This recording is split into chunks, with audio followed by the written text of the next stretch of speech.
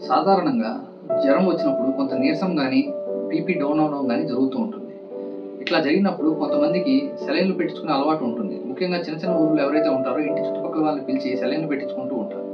కానీ డెంగ్యూలో ఎప్పుడైతే BP down అవుతుందో దానికి కారణాలు వేరే ఉంటాయి. దానిలో సెలైన్ ఎంతవరకు పెట్టాలి, పెట్టకూడదు అనేది ఎవరైనా ఒక డాక్టర్ సూపర్విజన్‌లో తీపించుకోవడం అనేది చాలా మంచిది. ఎందుకు అంటే డెంగ్యూలో అసలు బీపీ డౌన్ ఎందుకు అవుతుంది అంటే, డెంగ్యూలో ఏదైతే మన రక్తనాళం బ్లడ్ వెసల్స్ అనేవి ఉంటాయో వాటి గోడలు, ఇది బ్లడ్ వెసల్ అయితే దీని గోడ అనుకుంటే ముందుకు వెళ్తూ ఉంటుంది. ఈ బ్లడ్ వెసల్ అనేది డ్యామేజ్ అవుతుంది. ఎప్పుడైతే ఈ రక్తనాళాల గోడలు ఎప్పుడైతే డ్యామేజ్ అవుతాయో వాటిలో నుంచి వాటర్ అంటే బ్లడ్‌లో ఉన్న వాటర్ గానీ, ప్రోటీన్స్ గానీ ఇవన్నీ స్లోగా బయటికి లీక్ అవుతూ ఉంటాయి. అటుపక్క, ఇటుపక్క. అంటే ఒక పైప్‌లోంచి నీళ్లు వెళ్తూ ఉంటే అటుపక్కల, ఇటుపక్కల హోల్స్ చేస్తూ ఉంటే ఎట్లా ఉంటది? ఆ వాటర్ అంతా మెల్లగా బయటకు వచ్చేస్తూ ఉంటది.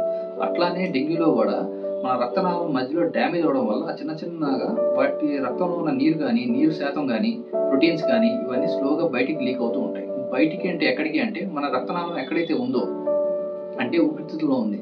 ఊపిరితిత్తుల చుట్టుపక్కల భాగంలో ఈ వాటర్ అంతా అక్యుములేట్ అవుతూ ఉంటుంది. అట్లానే పొట్ట, పేగుల మీద ఏదైతే బ్లడ్ వెసల్స్ ఉంటాయో అట్లా స్లోగా పేగుల చుట్టూరు ఈ నీరంతా పేరుకుంటూ ఉంటుంది. అట్లానే గుండె చుట్టూరు పేరుకునే అవకాశం ఉంటుంది.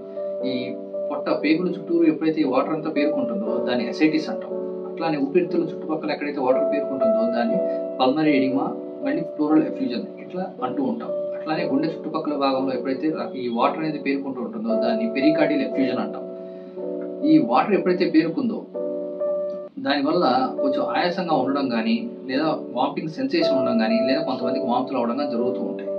దీనివల్ల ఈ వాటర్ అనేది ఎప్పుడైతే బ్లడ్ వెసల్‌లో నుంచి స్లోగా బయటికి లీక్ అవుతా ఉంటుందో, దానివల్ల మనకి కొంచెం బీపీ డౌన్ అవ్వడం జరుగుతూ ఉంటుంది.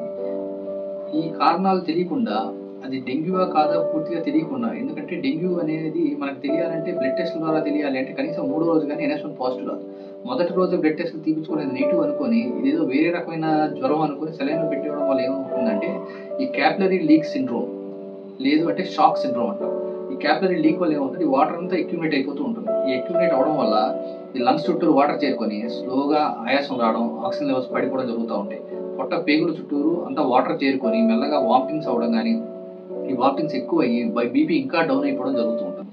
అందువల్ల డెంగ్యూ పేషెంట్స్ గానీ, ఎప్పుడన్నా ఈ ఒళ్ళు నొప్పులు గానీ ఇట్లా ఉన్నాయి, కొంచెం నీరసంగా ఉంది, బీపీ డౌన్ అవుతుంది అనుకుంటే ఖచ్చితంగా మీరు దగ్గరలో ఉన్న హాస్పిటల్ కానీ డాక్టర్ దగ్గరికెళ్ళి అతని సూపర్విజన్‌లో ట్రీట్మెంట్ తీసుకోవడమే మంచిది. బయట ఎక్కడన్నా సెలైన్‌లు అవన్నీ పెట్టించుకుంటే ఏంటంటే, మనకి తక్కువలో గానీ తొందరగా బయటికి రావాలంటే కొన్నిసార్లు డైరెక్ట్‌గా ఐసీయూలోకి వెళ్ళే అవకాశం కూడా ఉంటుంది. చాలామంది పేషెంట్స్ ఇట్లా జరిగిన వాళ్ళు కూడా ఉన్నారు.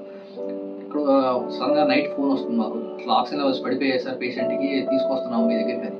ఏంటి అని కనుక్కుంటే తెలియకుండానే కొన్ని సెలైన్‌లు ఎక్కువ పెట్టడం గానీ అవన్నీ జరుగుతూ ఉంటుంది. అది కూడా ఏంటి మొదటి 2 రోజుల్లోనే జరిగిపోతా ఉంటాయి. తర్వాత మూడో రోజు ఎప్పుడైతే బ్లడ్ టెస్ట్ తీస్తామో అప్పుడు డెంగ్యూ పాజిటివ్ వస్తుంది.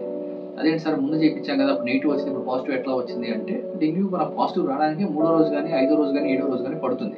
ఈ టైం మనం ఇవ్వకుండా ముందే ఇట్లా సెలైన్‌లు అవన్నీ పెట్టించుకోవడం వల్ల డైరెక్ట్‌గా ఐసీయూలోకి వెళ్ళి కొన్నిసార్లు ప్రాణానికి కూడా ప్రమాదం అవ్వచ్చు.